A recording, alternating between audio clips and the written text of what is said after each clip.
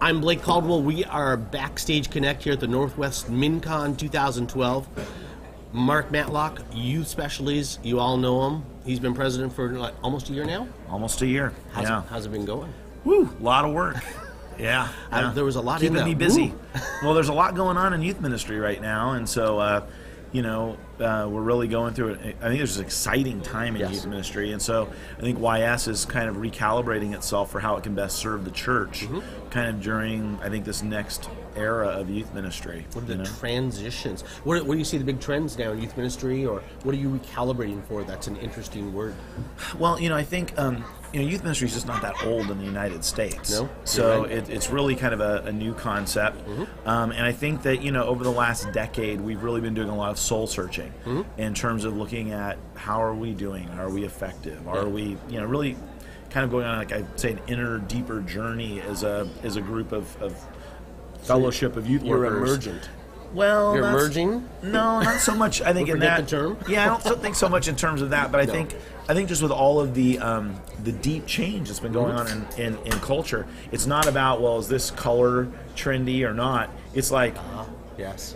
What is fabric? You know what I mean? It's like it goes much deeper than stylistic surface changes. So I think youth ministry has been kind of going through an assessment period, trying to figure out what that is, and I think that we're recalibrating to, what is the role of the church community in the formation of adolescence. We're looking at how does the family fit into the youth ministry program, and so I think there's a lot of really good things happening. There's a lot of theological reflection going on in youth ministry too. Those are good big questions, because you've never actually ever heard anyone talk about how does the family fit into youth ministry, because in the past it was like, oh, we don't want family.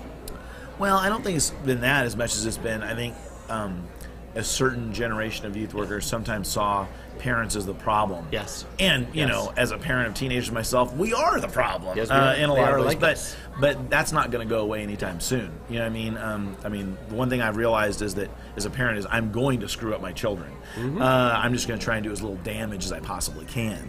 And so, but trying to figure out how we're seeing a lot of changes in titles where the youth pastor or youth director is now the pastor to families with teens and things like that, and pastors of generations, things like that that are developing. You're hearing a lot about that here too. Generational ministries. Yeah, and so there's just a lot of exciting things going on in terms of what we're understanding and learning about what it is that we're doing. And so I think we've got some of the most educated, well-prepared youth ministers out there, and I just think that everybody's kind of ready to start building again and seeing what God wants to do, in this new season of life. I like it. I look at our youth services, even at our church, and they are much more, and authentic's not the real word, because I believe what we're doing in adults, even though I do kids, is authentic.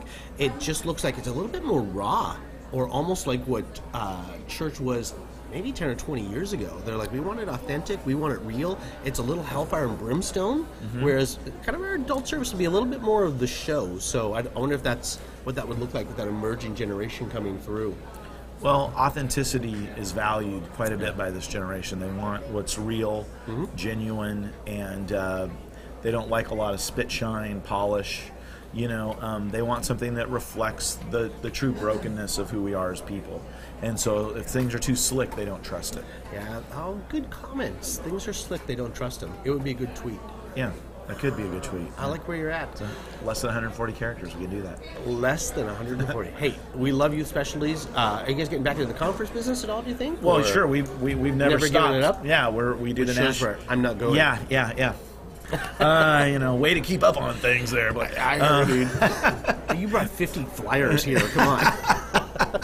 But the National Youth Workers Convention, still the largest, most diverse gathering of youth workers in the nation, and we've got we do one in San Diego in October and in November, and along with a lot of other different training events we do around the country, publishing. Awesome. That's awesome.